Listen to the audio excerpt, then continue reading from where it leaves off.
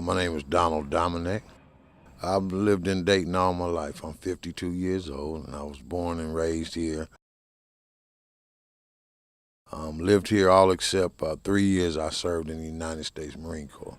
This is me here, the handsome guy here on the left. I'm a father of 10 kids.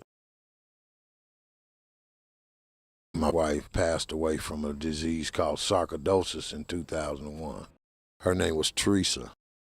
When she passed, my kids were teens and preteens, so I had to basically raise them on my own.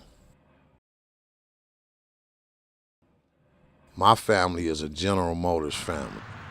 So my grandfather spent 35 years at General Motors. My mom spent 30 years at General Motors. We were raised Seventh-day Adventists, so we went to church on Saturday. So the big dinners were usually after church on Saturday.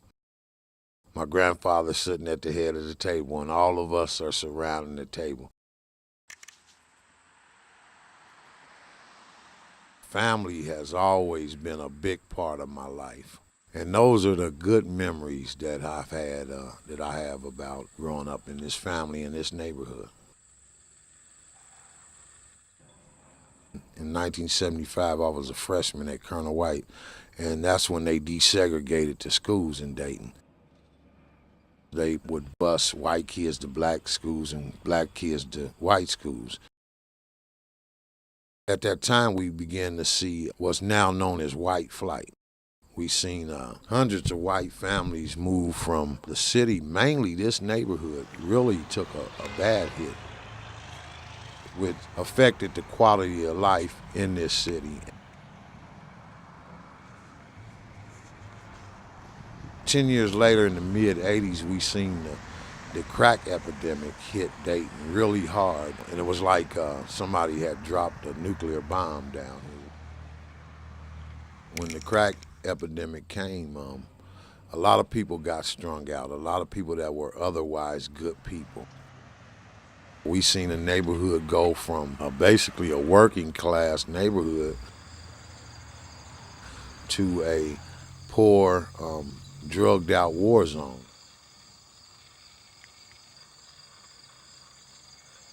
People actually abandoned their houses and just left them to fall in. And so we seen an epidemic of abandoned houses. The crime rate went up. I actually got hung up into the crack life myself, and I was addicted for 13 years. I can remember one incident in particular where I had got into an argument with my wife, and she called the police, and they pulled up out here. And before I could react, one of the officers hit me in the face, and I swung back at him, so you know they tried to kill me, right? My wife wouldn't let me in the house, and my family didn't trust me anymore, which basically I said I gotta do whatever I gotta do to get well. And so I started walking down here on Riverview to Narcotics Anonymous meetings. I kept going, and I never looked back. I've been sober, clean and sober for 19 years now. I got reconciled with my wife and my kids. I rejoined my church. I got deeply into the gospel and the teachings of Jesus. And the thing that I got most out of it was going out and helping other people. There's a challenge nowadays is getting the young brothers and sisters involved. The respect I've had since I was a kid is for the Black Panther Party, and I always wanted to be a part of that. I started a small little group of guys with the Dayton Black Panther Project, we called it at first. We just espoused on the Black Panther name and their philosophy. The Black Panther Party has the platform that most precisely deals with the problems faced by the African American and other poor communities. We don't need a war on drugs, but a war on poverty. The march was a success, and You know, we got a little hindered by the rain, but we still had a good turnout.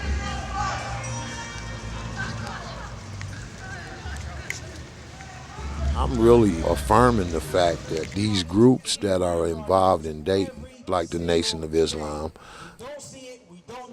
the Southern Christian Leadership Conference, the Adams Project, are having an impact on the drugs, the violence. It was mainly a rally to end mass incarceration of black men,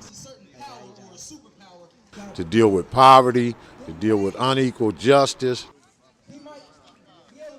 We've had a challenge to bring some of these young people back from the abyss, keep some of them from going to the abyss, to find their true identity and be strong in being black, you know, without compromising, you know, who they are.